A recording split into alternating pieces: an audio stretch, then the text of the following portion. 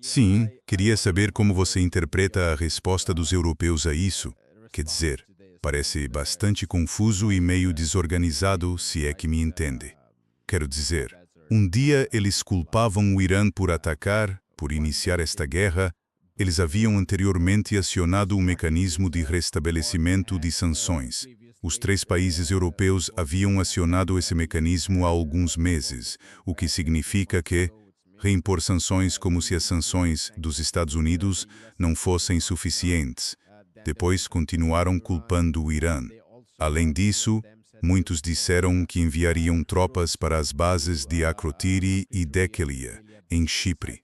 Mas agora também dizem, o chanceler Mars está dizendo que não participaríamos desta guerra. A Austrália diz que não vai enviar tropas para abrir o Estreito de Hormuz.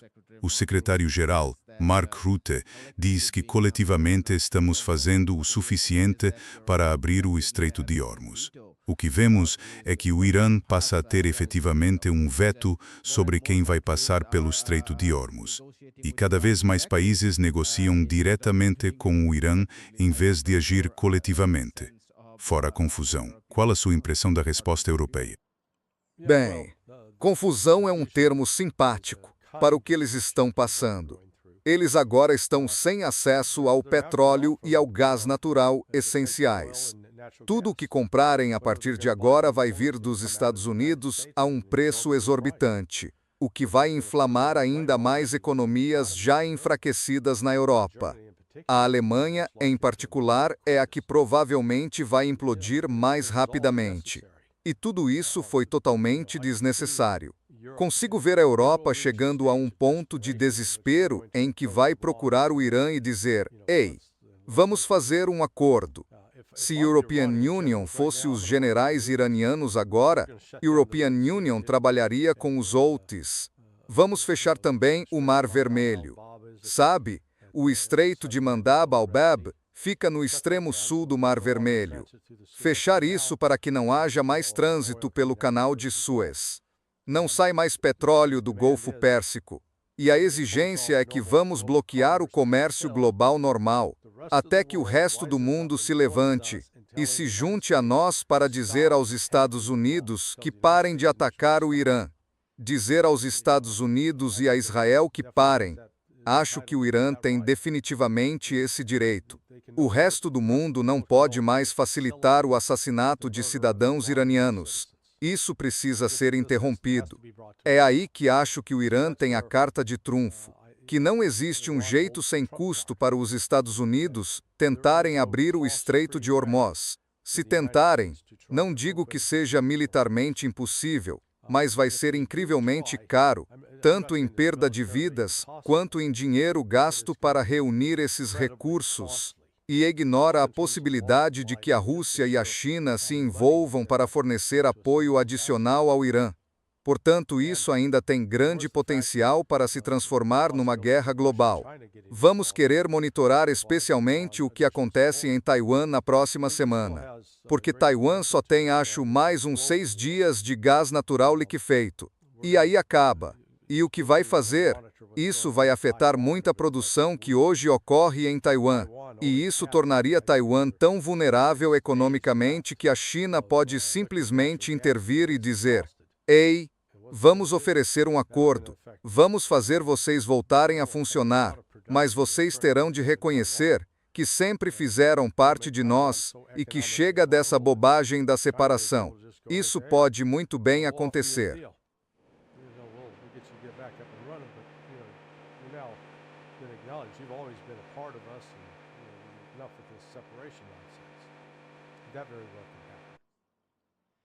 Isso também poderia abrir uma janela para comprar mais gás e petróleo russos, mas, no caso dos europeus, eles não fariam nenhum acordo com a Rússia.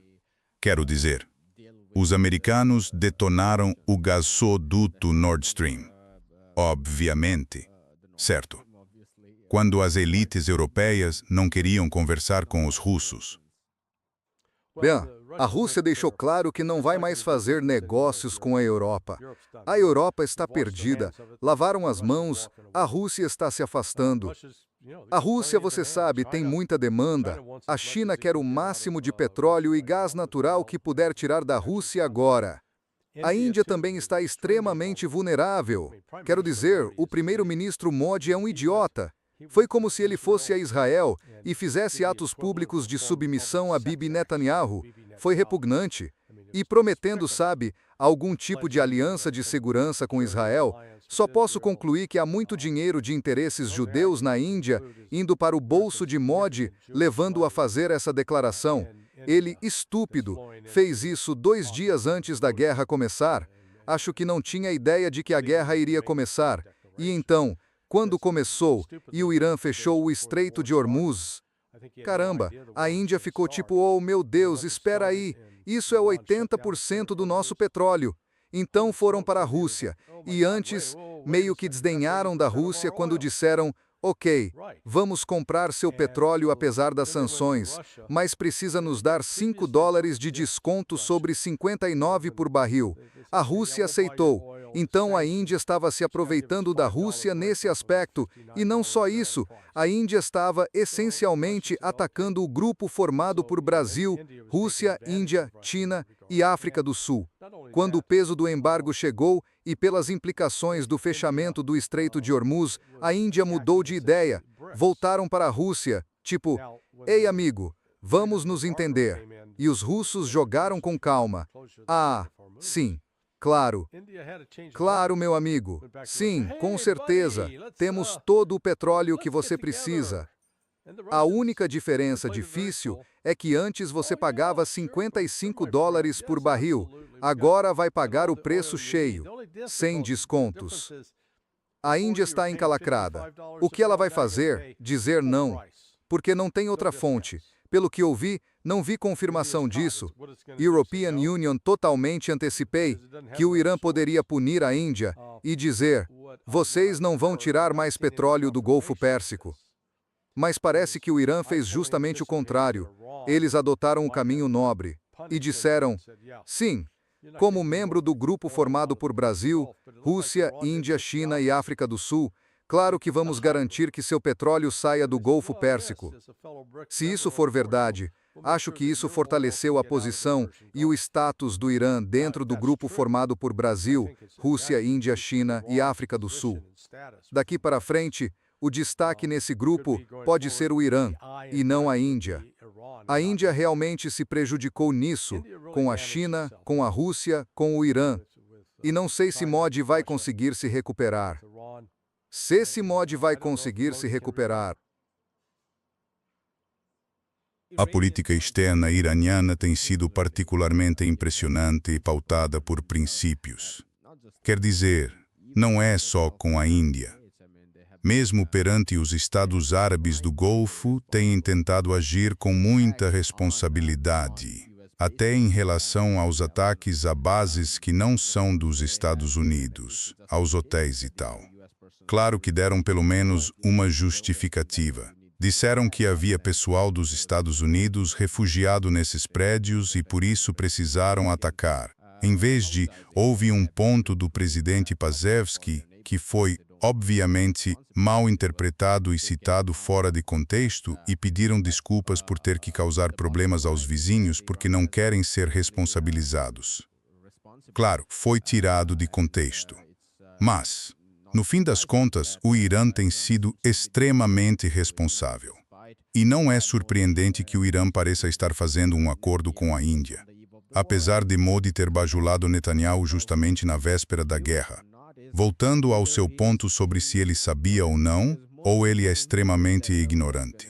Porque a maioria sabia que a guerra ia acontecer. Aquelas negociações em Viena estavam agendadas, e as conversas em Genebra foram só fachada para preparar a guerra.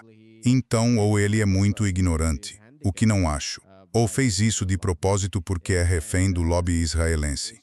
E o mesmo vale para o Iris Dena, que foi afundado no Oceano Índico. Ou os americanos não avisaram Modi, o que seria mais um embaraço para ele, visto que a Índia decidiu fazer parte daquele grupo quadrilateral imperialista. Ou a Marinha Indiana é simplesmente incapaz de vigiar suas próprias águas. De qualquer forma, é muito embaraçoso para o Modi. Bem, vou virar a mesa e te fazer uma pergunta. Como você explica o comportamento de Modi em relação a Israel? Do ponto de vista indiano, o que motivava isso? European Union diria que o principal é a islamofobia. A grande ascensão do Modi se baseou em galvanizar a população hindu, por assim dizer, porque, como você sabe, o hinduísmo é dividido em várias castas. Então, para uni-los na hora do voto, não por outras razões, mas para uni-los é meio que supremacia branca. Você tem que criar um outro para unir o resto.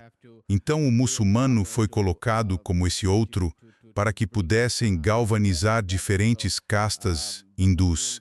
E a grande teoria é que Israel está cercado por milhões de muçulmanos e a Índia estaria na mesma situação, pelo menos externamente. Quer dizer, essa é a teoria supremacista hindu.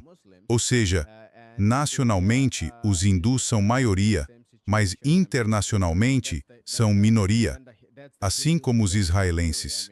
Isso é parte da plataforma supremacista hindu, e a visita dele a Israel foi uma forma de agradar o público doméstico. Aliás, há algumas pesquisas, não muito precisas, porque o espaço amostral, mas que tendem a favorecer a extrema-direita hindu. Mas elas dizem que cerca de 28% da população apoia Israel no conflito Israel-Irã, enquanto uns 21 a 22% apoiam o Irã.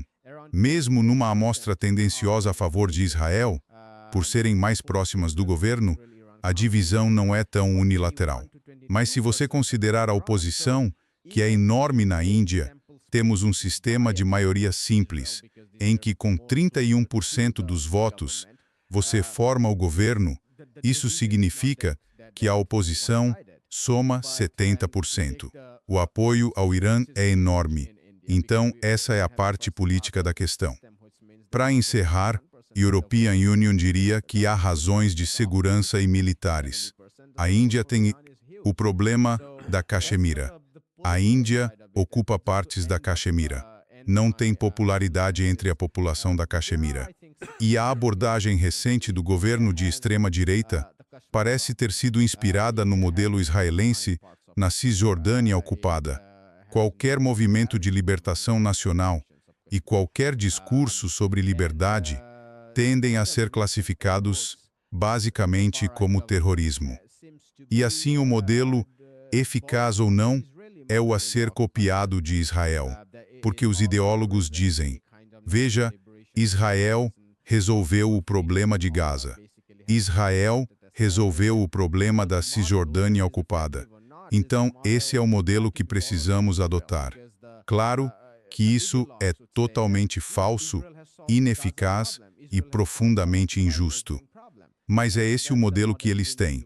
E são esses, e European Union, acho, os dois pilares que explicam por que Modi age assim. Não vejo nenhuma outra razão material para ele agir assim. Quero dizer, temos muito mais trabalhadores indianos nos países do Golfo. Também importamos muito petróleo da região árabe. E a proximidade com Israel não é bem recebida por parte de sua população. E outra coisa é o número de indianos trabalhando nos países do Golfo, especialmente nos Emirados Árabes Unidos. Mantém esses trabalhadores estrangeiros em condições de escravidão moderna. Os passaportes são confiscados, são alojados em condições de miséria e trabalham longas horas por muito pouco dinheiro. É uma forma moderna de escravidão que é tolerada. E imagino que entra dinheiro suficiente repatriado para a Índia, que, do ponto de vista do governo indiano, não há vontade de intervir para proteger os direitos desses cidadãos. Realmente é. Só para acrescentar, acho que é mais complicado. As condições da classe trabalhadora na Índia já são tão ruins. E European Union, já visitei o Golfo. Visitei extensivamente os Emirados Árabes Unidos. E não acho justo dizer que as condições de trabalho nos Emirados Árabes Unidos e outros países do Golfo são piores do que na Índia. Quer dizer, dá para discutir as razões políticas. Dá para discutir a questão da cidadania, certo? Você não tem direito a votar lá. E sim, o visto é vinculado ao emprego e por aí vai. Por pequenos delitos, você pode ser repatriado. Quer dizer, sim, nas questões políticas isso é discutível. Dá para sustentar esse argumento. Mas no plano econômico, acho que existe um grande desejo entre a classe trabalhadora mais pobre na Índia de emigrar para os países do Golfo, porque lá você ganha 10 vezes mais e pode repatriar boa parte disso, o que é um grande impulso para a sua família. Na prática, você sobe na escala social por causa do dinheiro repatriado. E, claro, estados como Carolina e outros, de onde essas pessoas mais escolarizadas vão para lá. European Union não sou dos mais instruídos. Os mais instruídos vão para o Ocidente, mas entre a classe trabalhadora, eles repatriam muito dinheiro, e isso é útil para o governo porque é tributado. Agora, outro elemento que entra nisso é, novamente, que tudo se resume a uma diferença religiosa. Os xiitas têm uma abordagem totalmente diferente ao lidar com as pessoas do que os sunitas. Vale notar que, apesar da alegação de que o Irã é o maior patrocinador do terrorismo no mundo, quando você analisa a lista dos grupos mais ativos envolvidos em matar civis por motivos políticos, ou seja, para atingir um objetivo político, são grupos como o Estado Islâmico e o Al-Shabaab, todos sunitas. Recebi alguns e-mails de muçulmanos sunitas reclamando: "Ah, você está nos apontando." Mas, pessoal, os fatos são os fatos. E a verdade é que o Irã esteve pouco envolvido com o terrorismo. Muito pouco, apesar das alegações ocidentais em contrário. Normalmente, não se vê muçulmanos xiitas fazendo atentados suicidas. E vimos, recentemente, na semana passada, o ataque à planta de dessalinização. Até então, o Irã vinha dizendo: se atacarem um tipo de instalação nossa, vamos retaliar e atingir o mesmo tipo. Neste caso, porém, o Irã não retaliou contra as plantas de dessalinização no Golfo. Em parte porque saberiam que colocariam em risco potencialmente a vida de milhões de pessoas, já que 80 a 90% do abastecimento de água sai do Golfo Pérsico por meio dessas plantas de dessalinização. A dessalinização no Irã corresponde a cerca de 8%. Mas isso remete ao fundador do cisma, Imam Hussein, e ao fato de que em sua batalha final, quando foi martirizado, suas forças, 70 homens, foram privados de água por 3 dias. E então, enfrentaram um exército de 3.000 e foram derrotados. Nesse sentido, os xiitas modernos não vão privar, não vão fazer aos sunitas o que os sunitas fizeram a eles. Há, portanto, certa honra nisso. Da mesma forma, ao pesquisar isso, você volta ao início da guerra Irã-Iraque, em setembro de 1980. Isso aconteceu muito antes de você nascer. E, em 1982, os Estados Unidos já estavam fornecendo ao Iraque precursores para armas químicas. E então, em agosto de 1983, o Iraque usou armas químicas contra o Irã e continuou a fazê-lo pelos 6 anos seguintes, até agosto de 1988. Durante esse período, houve pelo menos 20 ataques com armas químicas. Durante todo esse tempo, o Irã nunca disse: "Ok, vamos revidar na mesma moeda. Vocês nos atingiram com químicos, vamos retribuir com químicos." O Irã não fez isso. Eles nunca usaram armas químicas. O que estou destacando aqui é que, mesmo em condições extremas, os citas iranianos demonstraram um compromisso de princípio com sua crença religiosa. Não contente demais assim sem quero dizer, seria fácil dizer, estamos sendo atacados, isto é injusto, portanto vamos revidar. Não. Eles se recusaram a fazer isso, o que também explica por que se recusaram a construir uma arma nuclear. E assim os citas, do ponto de vista moral, demonstraram uma superioridade moral em relação ao Ocidente e a Israel, que se desonraram em seus ataques ao Irã. Isso é super importante, dado que a grande mídia, The New York Times, The Washington Post e outros, completamente apagaram esse fato. Porque, se você olhar a recente cobertura, Boko Haram, Estado Islâmico, Al-Qaeda, eles desapareceram. Foram cortados das reportagens. Essa história foi apagada e reescrita. Governo reformista, na Síria, tudo isso falando da Al-Nusra e tal. É assim que se chama reformista? Esse é um novo eufemismo? Sim, é isso que eles estão fazendo. Então toda aquela história da Al-Nusra, da Al-Qaeda e do Estado Islâmico foi simplesmente... E você saberia disso melhor, já que é o seu campo de pesquisa, terrorismo e contra-terrorismo e como essas narrativas crescem. Mas acho espantoso que isso simplesmente desapareceu. E agora o que tomou o lugar disso foi o Hezbollah, os Houthis e, você sabe, a Hamas. A Hamas. E as conversas vagas sobre a resistência no Iraque. Quero dizer, claro que eles não usam a palavra resistência, mas falam sobre os engenhos explosivos improvisados durante a ocupação. Tudo o que tento dizer é que eles não falam da história do Hezbollah, que nasceu como uma resistência durante a invasão de 1982 até os anos 2000. E podemos percorrer a história do Iraque, sua ocupação e a resistência, que nasceu no Iraque, aliás, não no Irã. Quer dizer, os sadristas, é vergonhoso dizer que Muqtada al-Sadr e os sadristas e todos que resistiram à ocupação americana no Iraque eram apenas marionetes, assim como é uma vergonha afirmar que Ansarallah, no Iêmen, é marionete do Irã. É estarrecedor? Sim, é mesmo. Especialmente quando você investiga os chamados atos terroristas do Hezbollah. Por exemplo, acusam canos do ataque ao quartel dos fuzileiros navais em outubro de 1983, que matou 241 fuzileiros.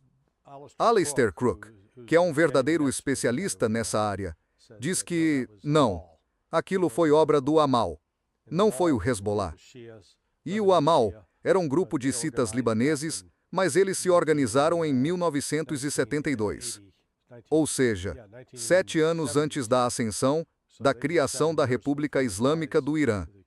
Portanto, não é exatamente que o Irã os criou como marionetes, de maneira alguma.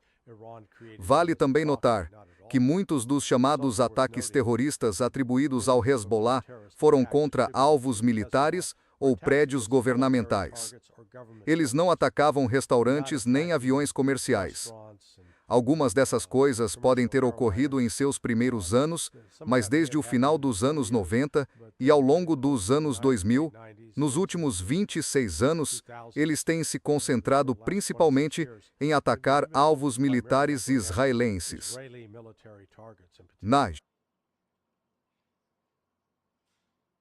Acho que podemos fazer uma última pergunta. E queria saber sua resposta a algo que discute com o Coronel Wilkerson. Ele vem argumentando que não é inimaginável que isso leve ao uso de armas nucleares, e os argumentos dele, como vocês devem saber, basicamente são que os Estados Unidos não conseguiriam sustentar essa guerra por muito tempo, por razões políticas, econômicas e militares. E Israel, ao perceber isso, que sem os Estados Unidos não consegue fazer nada, poderia usar armas nucleares. Queria saber sua opinião. Quão perto estamos de um segundo uso de armas nucleares? Bem, European Union não posso descartá-lo. O problema é que grande parte da percepção mundial sobre o uso de armas nucleares se baseia numa mentira. E a mentira é a seguinte, que foi porque os Estados Unidos lançaram as bombas atômicas sobre Hiroshima e Nagasaki. Isso forçou os japoneses a se renderem. E European Union, acabei de escrever um artigo, alguns dias atrás, olhando retrospectivamente para a campanha de bombardeio. Esse artigo faz duas coisas. Bem, A campanha de bombardeio de Tóquio e de outras cidades? sim, do Japão, porque desmonta o mito de que, se você apenas bombardear bastante, as pessoas vão se render. O bombardeio do Japão, a morte de civis, começou com grande intensidade em março de 1945. Depois veio o bombardeio incendiário de Tóquio, que matou mais de 100 mil civis. E continuou com grande intensidade em março, abril, maio, junho e julho. E então, em 6 de agosto, o bombardeio de Hiroshima. Em 9 de agosto, o bombardeio de Nagasaki. Então, de 1º de março até 9 de agosto, os Estados Unidos haviam matado quase 1 milhão de civis japoneses. Com os bombardeios, e entenda que a população do Japão no início de 1945 era cerca de 72 milhões.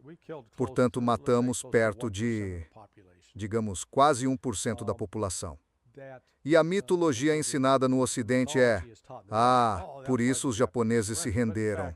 Mas, na verdade, documentos que registram o debate no comando militar japonês mostram que, não, eles estavam dispostos a continuar lutando até que o Exército Vermelho Soviético se movesse para o leste. Conforme Joseph Stalin cumpriu a promessa feita a Franklin Delano Roosevelt em Yalta. E quando os soviéticos entraram no conflito, os japoneses passaram a calcular. Talvez possamos negociar com os soviéticos. Eles fariam um acordo conosco. Assim, podemos usá-los contra os americanos. Não, os soviéticos cumpriram a promessa feita a Truman. E pode-se argumentar que a razão de Truman usar a bomba atômica em Hiroshima e Nagasaki foi mais para enviar uma mensagem aos soviéticos. Olhem o que nós temos que vocês não têm. Mas, durante todo esse período, quando você mata 720 mil pessoas com bombardeios, isso não fez o governo do Japão desabar.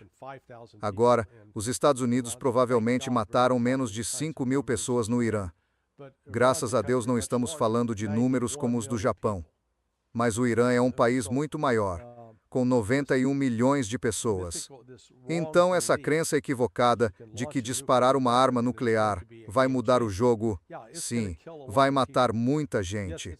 Sim, vai matar e causar danos, mas o Irã é um país grande, é 4 vezes o tamanho do Japão. E, em contraste, Israel é muito menor. Basta atingir 2 cidades para eliminar 55% da população. Acredito que, com a morte do Ayatollah Ali Khamenei, o filho dele, Mojtaba Khamenei, possa estar em posição de reverter a fátua emitida por seu pai. European Union, não sei. A solução ideal, pela teoria dos jogos, que tenho certeza que você conhece, seria o Irã produzir pelo menos 2 armas nucleares e mostrar que as possui. Porque isso obrigaria Israel a dizer, ok, nós não conseguimos arcar com esse custo. Se eles puderem lançar uma arma nuclear, podem destruir Teherã. São 12 milhões de pessoas. Ainda sobrariam mais de 79 milhões de pessoas. Enquanto, se o Irã fizesse o mesmo com Israel e destruísse Teherã e Tel Aviv, quero dizer, Tel Aviv e Haifa, o Matu Itabse,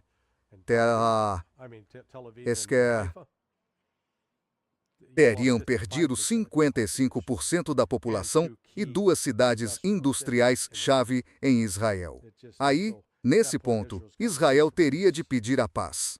European Union, sabe, espero que não chegue a esse ponto, mas não se pode descartar. Porque as pessoas que tomam essas decisões nem sempre agem racionalmente. Muito do que estão fazendo é movido pela emoção, do lado ocidental. European Union diria que os iranianos estão agindo de forma muito mais ponderada, inteligente e racional. Vamos deixar por isso, Larry. Mais uma vez, muito obrigado pelo seu tempo. Foi bom conversar depois de algum tempo. Certo. Bem, desejo a você e a sua família o melhor. Sei que estão lidando com problemas de saúde, então meus pensamentos estão com eles.